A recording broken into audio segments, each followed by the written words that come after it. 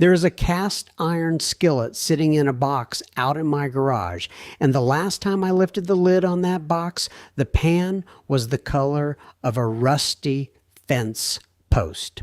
Orange, pitted, ugly. The kind of thing most folks would carry straight out to the curb without thinking twice about it. That pan is older than my grandpa cooked on it through the Depression, through the war years, through every single Sunday morning I can remember as a kid.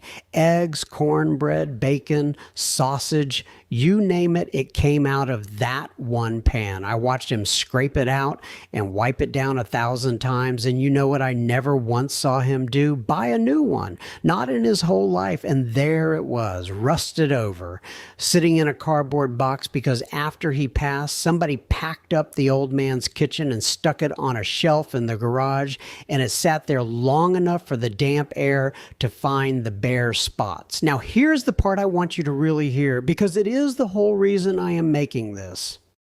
When I pulled that pan out and turned it over in my hands, my first honest gut reaction, even mine, was that it was finished, ruined. Toss it. Go buy one of those slick black nonstick numbers for $30 and be done with it. And I swear I could practically hear the old man laughing at me, because that rust right there, that is not the pan dying. That is just iron meeting air. It is hands down the most fixable thing in your entire kitchen.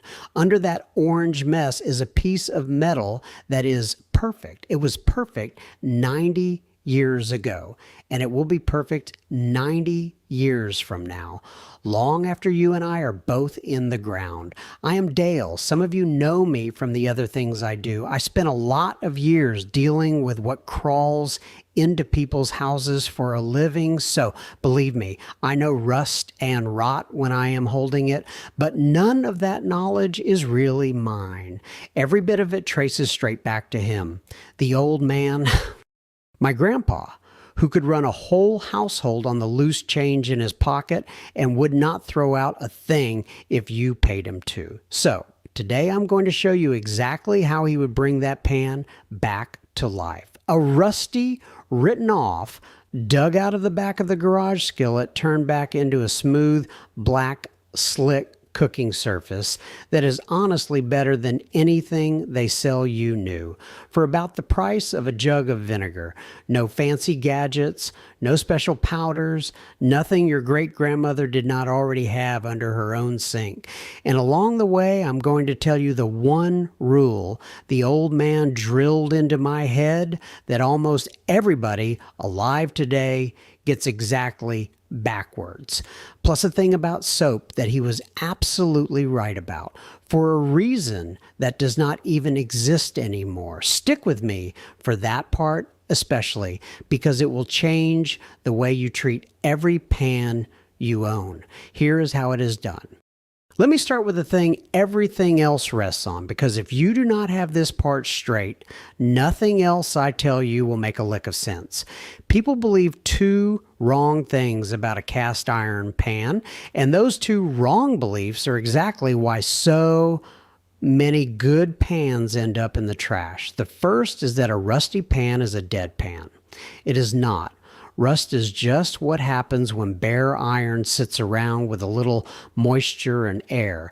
The iron and the oxygen get together and make a flaky orange layer. The fancy word is iron oxide, but you can forget that the second I say it. Here's the only thing that matters. That orange layer is on the surface. It is not the pan rotting from the inside out like a piece of fruit. It is more like dirt on a windshield. It wipes off, and the good clear glass is right there underneath. The second wrong belief is about that black coating on a good pan, the shiny, dark, slick stuff. Most people think it is grease baked on grease, a layer of old oil you must never wash off, or you will ruin everything. Wrong again. That black coating is not grease sitting on top of the metal. It has changed into something else entirely. Here is what really happens, and once it clicks, this whole thing gets easy. You wipe a whisper of oil onto the iron and you get it hot. Real hot. Hot enough that the oil stops being oil. It quits being a slippery liquid and turns into something more like a hard, slick varnish welded right onto the metal. It is not sitting on the pan anymore. It has become part of the pan. A skin, a tough little shell bonded straight to the iron. The chemistry folks call this polymerization. The oil molecules link up into long chains and lock into a hard surface. That is the whole word. And you can let it go now because my grandpa did that exact thing perfectly for 60 years and never knew the word for it. He just called it seasoning the pan. Put those two ideas together and the whole secret of cast iron falls right out. Rust is the skin missing. Seasoning is the skin there. And here's the part that makes these pans basically immortal. You can always strip a pan back to bare metal and build that black skin again from scratch. That is why a 100-year-old skillet is worth more than a brand new one. You cannot kill it. You can only neglect it for a while and then bring it right back. Grandpa's whole generation understood that in their bones because they had no choice to. There was no nonstick pan waiting at the store as a backup. The cast iron was the nonstick pan. They built that black skin up over years with lard and cornbread and 1,000 fried eggs, and a well-seasoned skillet was a thing a woman was proud of because she had made it herself, one meal at a time. And that is really the thread running through all of this if you stop and look.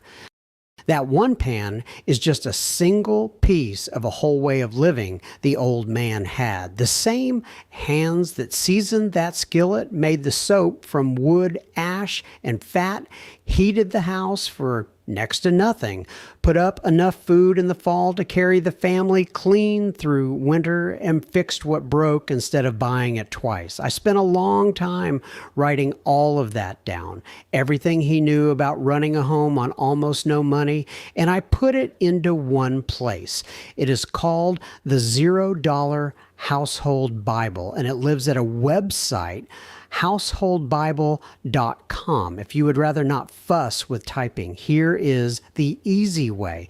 Pause the video right here while that little square is up on the screen. Take out your phone the way you would to take a picture and just point the camera at that little square. In a second, a small link pops up at the top of your screen.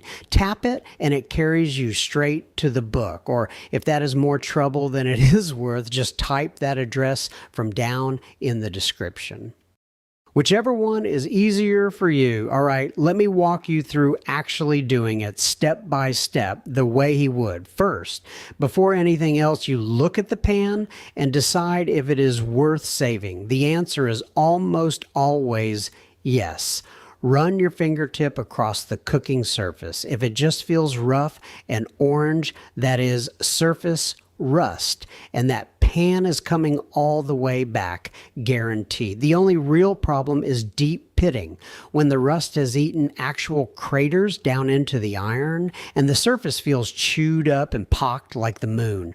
A whole face torn up like that might be too far gone, but that is rare. A pan that looks like it got pulled off the bottom of the ocean will usually clean up just fine. Now, what you need: a jug of cheap white vinegar, a couple bucks a gallon, a box of coarse salt, some steel wool, a stiff brush, or one of those little chain mail scrubber pads if you want to get fancy, a cheap bottle of plain vegetable or canola oil, some paper towels or an old rag, and an oven. That is the whole list. $10 tops, and you probably have most of it already. Step 1. Knock the rust off. If it is just light rust, you might not even need the vinegar. Pour a little pile of coarse salt into the pan, add a splash of oil to make a paste, and scrub hard with a wadded up rag or the old trick, the cut face of half a potato. The salt is a gritty scrubber that will not scratch the iron itself. Go in circles, put some muscle into it, and a lot of light rust gives right up. But if it is bad rust, the kind on my grandpa's pan, you bring out the vinegar. Mix it half and half with water, enough to cover the whole pan. And do not do this in your nice kitchen sink, especially a white one, because the rusty water will stain it. Use a bucket, a plastic tub, or one of those cheap aluminum roasting pans. Drop the skillet in so it is fully under the liquid. And now we are at it. The one rule, the thing everybody gets backwards. Listen close, vinegar eats rust. That is what it does, and it is good at it. But vinegar does not know when to quit. Once it finishes eating the rust, it keeps right on going and starts eating the good iron underneath. It will chew your pan's surface into a rough, etched, pitted mess if you leave it too long. And here's the mistake I see folks make every single time. They figure if 30 minutes is good, then leaving it overnight must be 10 times better. That is exactly backwards. That is how you take a pan that had a little surface rust and hand it back ruined. So you babysit it, check it every 15 or 20 minutes. The second the rust wipes off easy with your thumb, you pull it out. For a light job, that might be half an hour. For a bad one, maybe an hour or two. But never do you walk away and leave it soaking overnight. The old man would have put it simpler. He would have said vinegar is a guest, not a tenant. You let it do its job and then you show it the door. Step 2. Pull the pan out and scrub it down with the steel wool or the brush. After that soak, the loosened rust comes off easy, just sloughs away. Rinse it under warm water and get all the grit off. And yes, right here, a single drop of dish soap is fine. Hold that thought, because I am coming back to the soap business in a minute, and it is a good one. Step 3, and this is the most important 30 seconds in the whole process. So do not get lazy on me. Dry that pan right now. Bare iron with no skin on it will flash rust in minutes. You can stand there and watch fresh orange bloom across a wet pan while it air dries on the counter. So towel it bone dry and then set it on a stove burner on low heat for a couple of minutes to cook off every last bit of hidden moisture. Bone dry and warm to the touch. That is what you want before you go one step further. Step 4, the seasoning, the skin. While the pan is still warm, put a few drops of vegetable oil on it and rub it all over, inside, outside, the handle, all of it. And now here's the rule people argue with me about. So let me say it plain. You wipe almost all of it back off. You want that pan to look like you forgot to oil it, a film so thin you would swear there is nothing there. Because the single biggest mistake in seasoning a pan is too much oil. A thick coat does not bake into a hard skin. It bakes into a gummy, sticky, tacky mess that stays sticky forever, and you have to start over, thinner than you think. Step 5, into the oven, crank it to about 450 degrees. Set the pan in there upside down, turned over so no oil can pool in the bottom. Slide a sheet of foil or an old tray on the rack underneath to catch drips. Leave it 1 hour, then shut the oven off and let the pan cool down all the way inside. Do not yank it out hot. Couple of honest notes so nothing surprises you. It is going to smoke. That is not something going wrong. That is the oil crossing over into the hard skin. So open a window, turn on the range fan, and do not panic. And the handle is going to be screaming hot for a good long while after. So respect it and do not grab it barehanded out of habit. Step 6, you do it again. 1 round gives you a foundation, but a real deep black slick surface comes from doing it 3 to 6 times, a fresh, thin coat each round. I know that sounds like a lot, but here is the thing the old man understood that nobody has the patience for anymore. He did not do 6 rounds in an afternoon. He did 1 or 2, and then he cooked on it. And every fatty thing he fried, every strip of bacon, every skillet of cornbread, laid down another microscopic layer. That is the real secret, if there is one. A pan gets seasoned by being used, not by being babied. Now, let me settle the oil question, because the internet will tie you in knots over it. My grandpa used lard. His mother used lard before him, and probably folks up the line used bear grease before that. And it works. There are pans seasoned with animal fat 100 years ago, still frying eggs this morning. So do not let anybody tell you the old way was wrong, but I will be straight with you. For the baking step, a cheap neutral oil, plain vegetable, or canola is more foolproof than lard.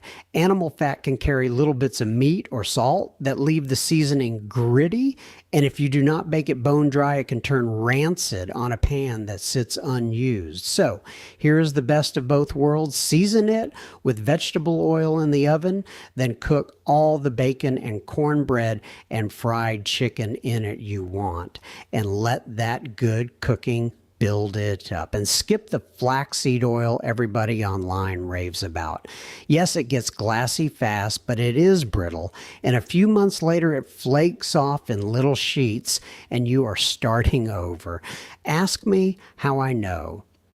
And since this one is about doing it the old way without modern tools, let me tell you what folks online will push on you so you can skip it with a clear conscience. They will tell you to run the pan through your oven's self-cleaning cycle, or to build an electrolysis tank in your garage with a battery charger and a box of washing soda. Those work. But the self-cleaning cycle gets so blazing hot, it can warp or crack a good pan. I have seen it happen, and the electrolysis rig is a whole project of its own.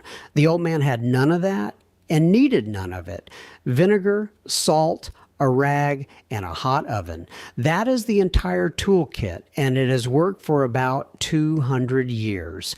And one more thing folks always ask, should they mix baking soda and vinegar together into that big fizzing volcano to clean the pan? Do not bother. I know it looks like something powerful is happening when it foams up. It is not. When you dump those two together, they cancel each other right out. The acid and the base neutralize, and what you are left with is basically weak, salty water that does next to nothing. Baking soda on its own, dry, makes a fine, gentle scrub for stuck-on bits. Vinegar on its own, watered down, eats rust like we talked about. But fizzed together in a bowl, you have made a puddle of nothing out of two perfectly good things. Grandpa would have called that a waste.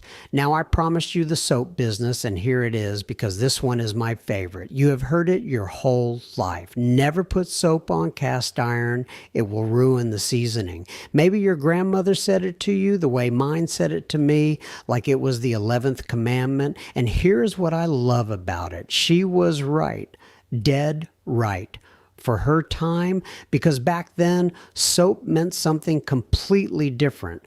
The soap at the kitchen sink in those days was lye soap, the kind a lot of folks, my grandpa included, made themselves out of fat, and the lye they leached out of wood ashes.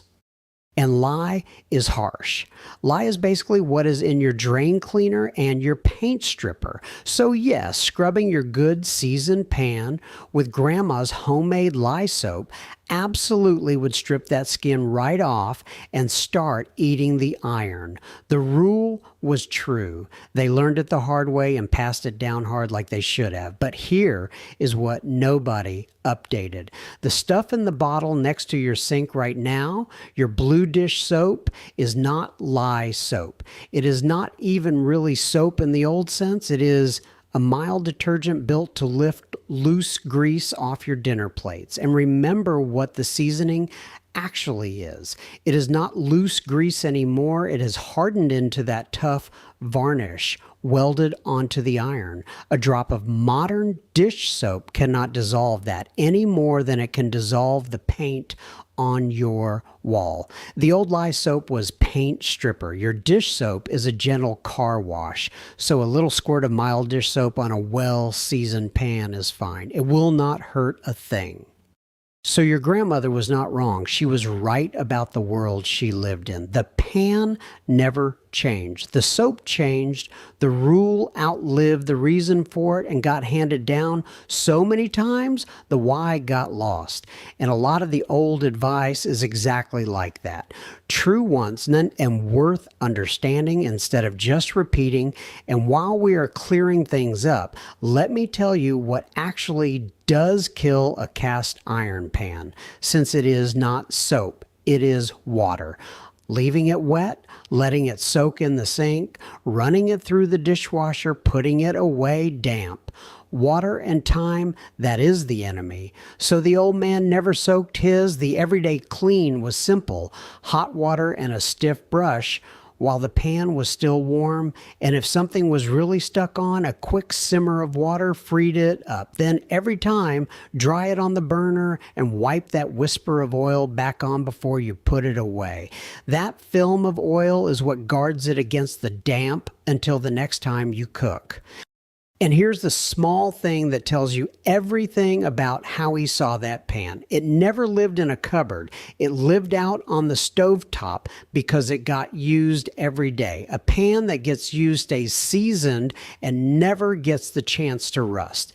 The ones that go bad are the ones shoved in a box in the garage, like his was until I got my hands on it. Now I want to slow down for a minute because this is the part that matters more than any of the steps. Let us talk about why nobody passes this down anymore. Let us talk about who comes out ahead when you believe a rusty pan is garbage. A cast iron skillet costs you what? $20, maybe $30 brand new, and it does not last you years. It lasts you generations. 100 years, easy, with almost nothing spent keeping it up. A jug of vinegar once a decade, if you are unlucky. That is the whole cost of ownership. Now look at the non-stick pan, the slick black one they sell you as the modern, easy, no fuss answer to all of this.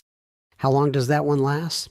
2 years, maybe 5 if you were gentle with it. The coating wears down, it scratches, it starts to flake, and the moment it is scratched up, you are told flat out to throw it away and buy another. So do the arithmetic over a whole life of cooking. You do not buy one pan, you buy a dozen of them, maybe 2 dozen, one after another into the trash and off to the landfill for decades. And there it is. That is the whole thing right there. There's no money in a pan that lasts 100 years.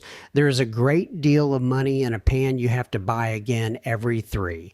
Think about who is on the good end of that deal. The company that gets to sell you 15 pans across your life instead of one. The store that stocks them.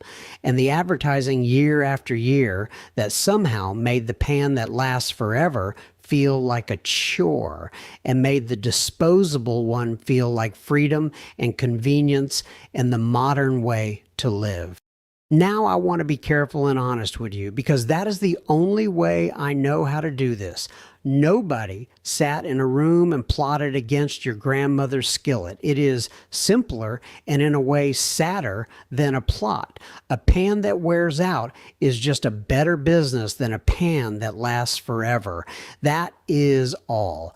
And over a few decades, the message soaked into all of us that newer is better, that modern means disposable, and that taking time to care for a thing you own is somehow beneath us. The cast iron never stopped working. It just stopped being something anybody could profit from selling you more than once. So it quietly fell out of the kitchen, and the knowledge of how to keep it went out the door with it. And you may have heard worries about the chemicals in those non-stick coatings. There is something to it. The older ones used a so-called forever chemical that got phased out around 2013. And a worn out coating flaking apart is not something you want in your eggs. But I am not here to scare you. The truth is simpler than a chemistry argument. You have got within arm's reach or $3 away at a yard sale a pan that is safer, cooks better, and will outlive you for almost no money. That is the whole case, which brings me to the thing I find myself thinking about every time I pick up that old skillet. That pan might be the last thing left in the average kitchen that is worth more old than new. Think about that. Everything else you own, the phone, the blender, the fancy non-stick pan, is worth the most the day you carry it home. And from there, it only heads downhill. The cast iron goes the other way. Every meal you cook makes it better. The black gets deeper, the surface gets slicker, and it is worth more in your hands than the day you found it. It is the one thing in your house you can hand to your grandkid and have it be better for them than it ever was for you. That is not nostalgia. That is what happens when a thing is built right and treated right. My grandpa understood what it meant to own things that outlive you, things you care for and pass along. Most of us have plain forgotten what that even feels like. A pan like this is a chance to remember. So here's what I want you to do this week. I mean it. Go do this. Go find a rusty pan. Maybe it is yours sitting neglected. Maybe it is one a relative has given up on. Or go to a yard sale or a thrift store and buy the rustiest, ugliest cast iron skillet you can find for $3 or $4, because trust me, nobody else there wants it, and that is exactly the one you want. Mix your vinegar and water half and half and set the pan to soak. Check it every 15 minutes, and the second the rust wipes off, pull it out. Do not leave it overnight. Scrub it down, rinse it, and then dry it bone dry right that second and warm it on the stove. Put the thinnest coat of vegetable oil on it you can manage and wipe almost all of it back off. Set it upside down in a 450-degree oven for an hour and let it cool in there. Then do that 2 or 3 more times, and after that, cook some bacon in it. The whole thing costs you under $10 in one afternoon, and most of that afternoon, you are just sitting around while the oven does the work, and here's what you get for it. Picture a Sunday morning about a month from now. 2 eggs sliding around a black, slick, mirror smooth pan like it was made yesterday. A pan you brought back from the dead with your own 2 hands and a couple of dollars. A pan that, if you treat it right, is going to be frying somebody's eggs long after you are gone from this earth. And you never spending one more dime on a frying pan for the rest of your life. That is the trade. $10 in an afternoon against a lifetime. The old man would have taken that deal every day of the week. That skillet is really just one page out of his whole book. If you want the rest of it, all the ways he ran a home and fed a family on almost nothing, I gathered every bit of it into the $0 Household Bible. Same as before, just pause the video, point your phone's camera at that little square on the screen and tap the link that pops up, or type out householdbible.com from the description. Whatever is easiest. And then do me a favor, because this is my favorite part. Tell me in the comments down below. Do you have one of these old pans? Whose was it originally? What did they teach you about it? And where in the world did you grow up learning it? I really want to hear about your grandmother's skillet and the one rule she swore by till her last day. I read every single one of these comments, and your stories are honestly the reason I keep doing this in the first place. And subscribe before you go so you do not miss what is coming, because we are staying right here with the old man's cast iron. Next time, I'm going to show you how he baked a whole loaf of bread in a cast iron Dutch oven with no oven at all. Just the pot, the lid, and a few coals laid right on top of it. And I am going to tell you why the bread that comes out of that pot beats anything you will ever pull out of a plastic bag at the store. You are going to want to try it the same day you watch it. So go on, go dig that old pan out of the box. The old man has been waiting on you long enough. I will see you next time